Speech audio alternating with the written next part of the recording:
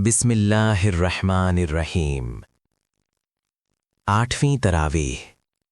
आज की तरावीह के चंद अहम नुकात। आज की तरावीह में 9वें पारे के 15वें रुकू से 10वें पारे के 17वें रुकू तक तिलावत की गई। ये तरावीह सूरत अनफाल से शुरू होती है। इसमें अल्लाह ताला ने जंगे बदर पर तबसरा फरमाया है। ये पहली जंग है जो कुफ़ारे मक्का और मुसलमानों के दरमियान 17 रमज़ान सन 2 हिजरी में बदर के मुकाम पर लड़ी गई। इसका पस मंज़र ये था कि मदीना तैयबा में हुजूर सल्लल्लाहु अलैहि वसल्लम के आ जाने के बाद मुसलमानों को एक मरकज़ मिल गया था। पूरे अरब से मुसलमान जो वहाँ के कबीलों में थे यहाँ आकर पनाह ले रहे थे और मक्का से भी बड़ी तादाद में हिजरत करके यहाँ आए थे। इस तरह मुसलमानों की मुंतशिर क़ुव्वत एक जगह जमा हो गई थी और कुरैश के लिए ये बात सख्त नागवार थी कि मुसलमान इस तरह एक बड़ी ताकत बन जाए। चुनांचे उन्होंने फ़ैसला किया कि अपने एक तिजारती काफ़िले की हिफाजत के बहाने मदीने पर हमला आवर हो जाए और मुसलमानों की मुट्ठी भर जमात का खात्मा कर दें। इन संगीन हालात में 17 रमज़ान को बदर के मुकाम पर मुकाबला हुआ। हुजूर सल्लल्लाहु अलैहि वसल्लम ने देखा कि 3 काफिरों के मुकाबले में एक मुसलमान है और वो भी पूरी तरह मुसल्लह नहीं, तो खुदा के आगे दुआ के लिए हाथ फैलाए और इंतहाई खुशू व खुजू से अर्ज़ करना शुरू किया, ए अल्लाह, ये कुरैश है जो अपने सामाने गुरूर के साथ आए हैं ताकि तेरे रसूल सल्लल्लाहु अलैहि वसल्लम को झूठा साबित करें। बारे इलाहा, बस आ जाए तेरी वो मदद जिसका तूने मुझसे वादा किया था।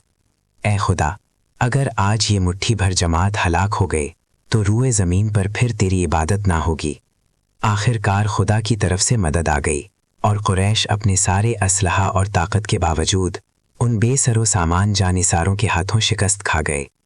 काफिरों के 70 आदमी मारे गए और 70 कैदी बनाए गए। बड़े बड़े सरदारों और अबू जहल का खात्मा हो गया और काफिरों का सारा सामान माले गनीमत के तौर पर मुसलमानों के हाथ आया। अल्लाह ताला ने इस जंग और इसके हालात पर तबसरा फरमाते हुए फ़ख्र का इजहार करने के बजाय मुसलमानों की कमज़ोरियों की निशानदेही की और बताया कि इस फतह में अल्लाह की ताईद व नुसरत का कितना बड़ा हाथ था। फरमाया, जब तुम अपने रब से फरियाद कर रहे थे, जवाब में उसने फरमाया कि मैं तुम्हारी मदद के लिए 1000 फरिश्ते पै दर पै भेज रहा हूँ। बस हकीकत यह है कि तुमने उन्हें कत्ल नहीं किया, अल्लाह ने उन्हें कत्ल किया। और मोमिनों के हाथ जो इस काम में इस्तेमाल हुए तो ये इसलिए था कि अल्लाह मोमिनों को एक बेहतरीन आजमाइश से कामयाबी के साथ गुजार दे। ए ईमान वालों, अल्लाह और रसूल सल्लल्लाहु अलैहि वसल्लम की फरमाबरदारी करो और हुक्म सुनने के बाद उससे सरताबी ना करो और उन लोगों की तरह ना हो जाओ जिन्होंने कहा हमने सुना, हालांकि वो नहीं सुनते। यकीनन खुदा के नज़दीक बदतरीन किस्म के जानवर वो बहरे गूंगे इंसान हैं जो अक्ल से काम नहीं लेते। अगर अल्लाह को मालूम होता कि इनमें कुछ भी भलाई है तो वो ज़रूर उन्हें सुनने की तौफीक देता, लेकिन भलाई के बगैर अगर खुदा उनको सुनवाता तो वो बेरुखी के साथ मुंह फेर जाते। ए ईमान वालो, अल्लाह और उसके रसूल सल्लल्लाहु अलैहि वसल्लम की पुकार पर लब्बैक कहो, जबकि उसका रसूल सल्लल्लाहु अलैहि वसल्लम तुम्हें उस चीज़ की तरफ बुलाए जो तुम्हें ज़िंदगी बख्शने वाली है, यानी जिहाद, और बचो उस फितने से जिसकी शामत खास तौर पर सिर्फ उन्हीं लोगों तक महदूद नहीं रहेगी जिन्होंने तुम में से गुनाह किया हो, और जान रखो कि अल्लाह सख्त सज़ा भी देने वाला है। मक्के का वो वक्त भी याद करने के काबिल है जबकि मुनकिरीन हक़ तुम्हारे खिलाफ तदबीरें सोच रहे थे कि तुमको कैद कर दें या कत्ल कर दें या ज़िला वतन कर दें। वे अपनी चालें चल रहे थे और अल्लाह अपनी तदबीर फरमा रहा था, और अल्लाह सबसे बेहतर तदबीर फरमाने वाला है।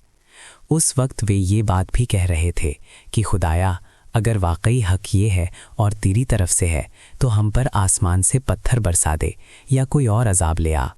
उस वक्त तो अल्लाह उन पर अजाब लाने वाला नहीं था क्योंकि तुम उनमें मौजूद थे। ये अल्लाह का कायदा नहीं है कि उससे इस्तिग़फ़ार करने वाले मौजूद हों और वो उनको अजाब दे दे, लेकिन अब क्यों ना वो उन पर अजाब नाजिल करे जबकि वो मस्जिद हराम का रास्ता रोक रहे हैं, हालांकि वे इस मस्जिद के जायज़ मुतवल्ली नहीं हैं। इसके जायज़ मुतवल्ली तो सिर्फ़ अहले तक़वा ही हो सकते हैं। اے ایمان والو، ان کافروں سے جنگ کرو یہاں تک کہ فتنہ باقی نہ رہے اور دین پورے کا پورا اللہ کے لیے ہو جائے۔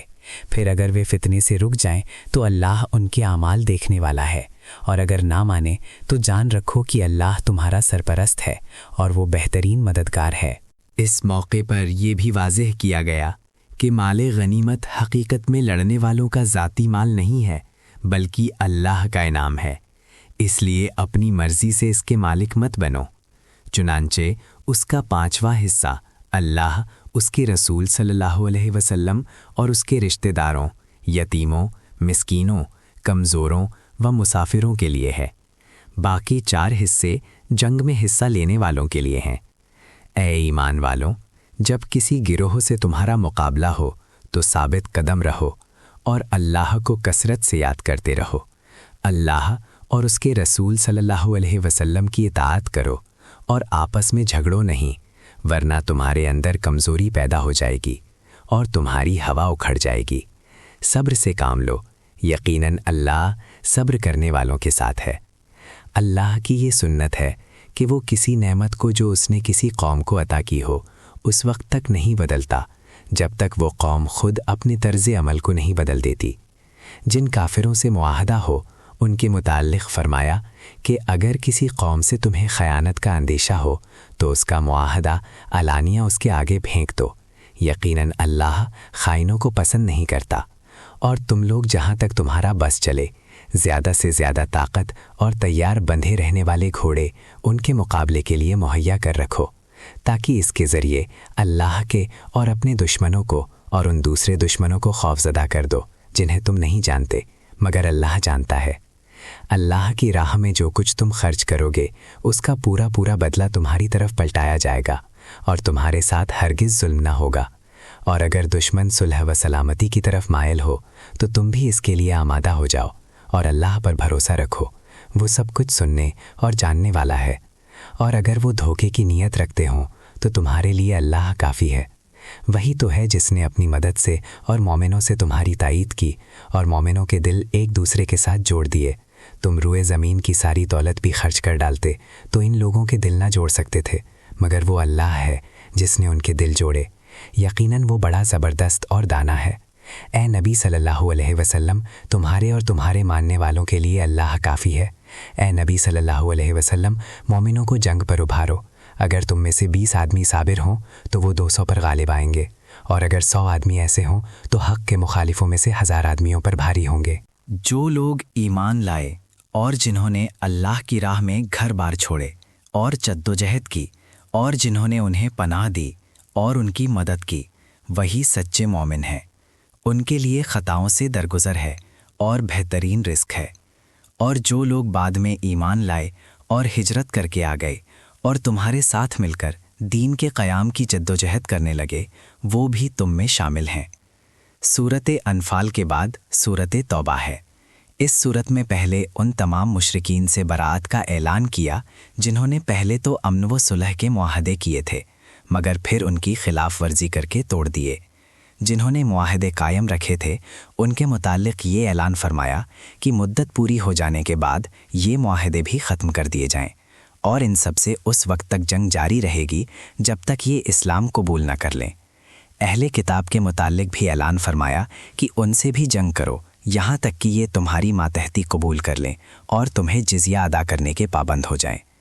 اس کے بعد تفصیل کے ساتھ منافقین کی خبر لی اور ان کے بارے میں ہدایت کی کہ ان کا سختی سے محاسبہ کیا جائے اور ان کے ساتھ کوئی نرمی نہ برتی جائے، یہاں تک کہ یا تو وہ سچے مسلمان بن جائیں یا پھر مشرکین اور اہل کتاب میں سے جن کے ساتھ بھی ان کا تعلق ہے ان کے انجام میں شریک ہو جائیں۔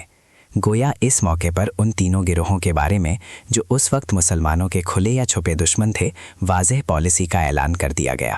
اے نبی، کہہ دو کہ اگر تمہارے باپ، تمہارے بیٹے، تمہارے بھائی اور تمہاری بیویاں، عزیز و اقارب، تمہاری دولت جو تم نے کما رکھی ہے، تمہارے کاروبار جس کی مندی کا ڈر رہتا ہے، تمہارے من پسند گھر تم کو اللہ اور اس کے رسول سے زیادہ پیارے ہیں، خدا کی راہ میں جہاد کرنے سے یہ چیزیں زیادہ عزیز ہیں، تو انتظار کرو یہاں تک کہ اللہ اپنا فیصلہ فرما دے۔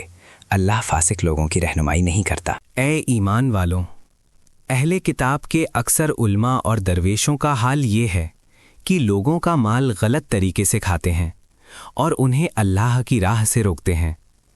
جو لوگ سونے چاندی جمع کر کے رکھتے ہیں اسے خدا کی راہ میں خرچ نہیں کرتے، زکوٰۃ نہیں دیتے، انہیں دردناک عذاب کی خوشخبری دے دو۔